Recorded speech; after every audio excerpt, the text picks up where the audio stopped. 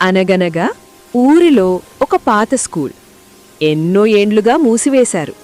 అది ఊర్లో విక్రమ్ అనే ఒక కామన్ కుర్రోడు ఉన్నాడు. అతను అక్కడికి వస్తాడు.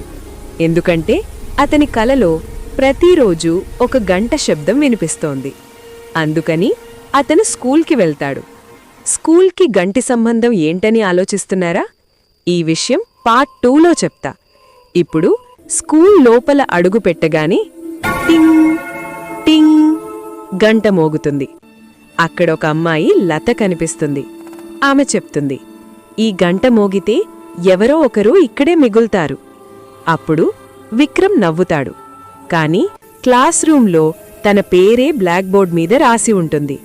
అది చూసి అతను షాక్ అవుతాడు. ఇంతలో గంట మళ్లీ మోగుతుంది. ఈసారి గట్టిగా మోగుతుంది. అప్పుడు లత చెప్తుంది, ఇది నీ చివరి పాఠం. విక్రమ్ అద్దంలో చూసుకుంటే అతను చిన్న పిల్లవాడిగా కనిపిస్తాడు. అప్పుడు స్కూల్ బయట తలుపు మూసుకుపోతుంది. ఇంతకూ ఈ విక్రమ్ ఎవరు?